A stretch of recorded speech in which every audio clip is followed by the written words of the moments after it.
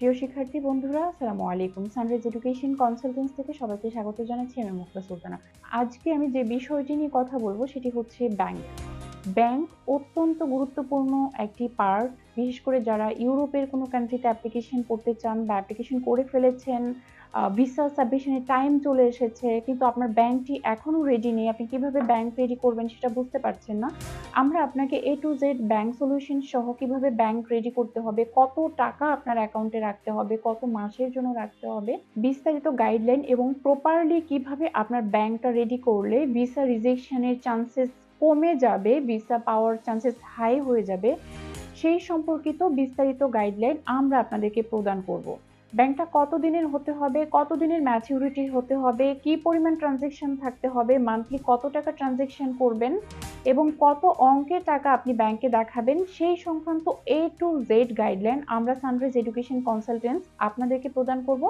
যারা এখনো পর্যন্ত অ্যাপ্লিকেশন করেছেন, অফার লেটার পেয়েছেন এবং ডকুমেন্টেশন সাবমিট করছেন বা ডকুমেন্টেশন রেডি করছেন, এখন যেহেতু এম্বাসি স্লট খুব শীঘ্রই ওপেন হয়ে যাবে, সো এখনো যারা ব্যাংক রেডি করেননি বা কোনো এজেন্সির থ্রুতে পরামর্শ করে ব্যাংক রেডি করতে চাচ্ছেন বা ব্যাংক এখনো রেডি করেননি, ব্যাংক রেডি করবেন কিন্তু কিভাবে রেডি করবেন সেটার প্রপার গাইডলাইন আপনি পাচ্ছেন না, আমাদের কাছে চলে আসুন। আমরা আপনাদেরকে প্রপার ব্যাংক সলিউশন সহ কিভাবে ব্যাংক রেডি করবেন, কত দিনের জন্য রেডি করবেন, কি পরিমাণ টাকা রাখবেন এবং ব্যাংক স্পন্সর আপনার কে হবেন, কাকে ব্যাংক স্পন্সর করলে আপনার ভিসা রিজেকশনের চান্সেস থাকবে না। ইউরোপে ভিসা অ্যাপ্লিকেশনের জন্য ব্যাংক কিন্তু অনেক গুরুত্বপূর্ণ একটি বিষয় এবং তার চেয়ে বেশি গুরুত্বপূর্ণ বিষয় স্পন্সর। আপনি কাকে স্পন্সর করতে চাচ্ছেন এটা অত্যন্ত গুরুত্বপূর্ণ বিষয়। আপনি আপনার ফার্স্ট ব্লাড মা বাবা ছাড়া যদি অন্য কাউকে ব্যাংক স্পন্সর করেন সেক্ষেত্রে কিন্তু ভিসা রিজেকশন হওয়ার চান্সেস অনেক হাই থাকে।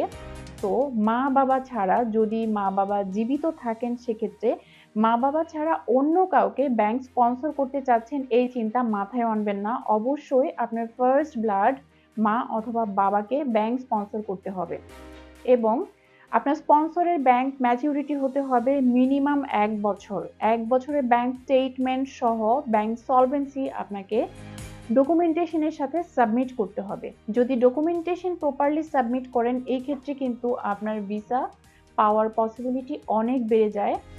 আর এর মধ্যে অন্যতম প্রধান বিষয় হচ্ছে ব্যাংক অফার লেটার, সকল একাডেমিক ডকুমেন্টস, পাশাপাশি ব্যাংকটাও কিন্তু অনেক গুরুত্বপূর্ণ। আপনার ফাইন্যান্সিয়াল স্ট্যাবিলিটি আছে কিনা, ফাইন্যান্সিয়ালি আপনি কতটুকু ক্যাপেবল, এটা কিন্তু ভিসা অফিসার পর্যবেক্ষণ করবে।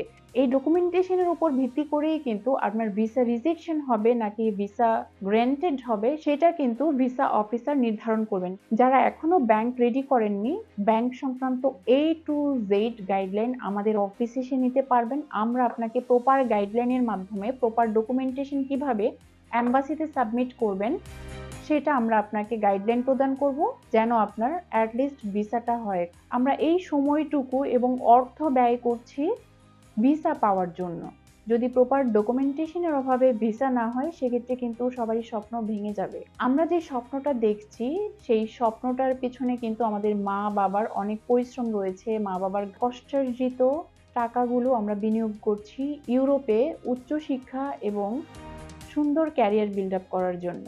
যদি ভিসা হয় সেক্ষেত্রে আপনার নিজের পাশাপাশি আপনার নিজের মা বাবার স্বপ্ন বাস্তবায়ন করতে পারবেন। সুতরাং ডকুমেন্টেশনগুলো এমনভাবে রেডি করে এম্বাসি অফিসে সাবমিট করুন যেন কোনোভাবেই আপনাকে রিজেকশন না দিতে পারে। আজকে এ পর্যন্তই। ব্যাংক সম্পর্কে আরও বিস্তারিত জানতে আমাদের স্ক্রিনে দেওয়া নাম্বারে কল করুন অথবা সরাসরি আমাদের অফিস ভিজিট করতে পারেন। সেখানে আমি সহ আমাদের এক্সপার্ট কাউন্সিলরগণ রয়েছেন, তারা আপনাকে প্রপার ব্যাংক সংক্রান্ত A to Z গাইডলাইন প্রদান করতে পারবে।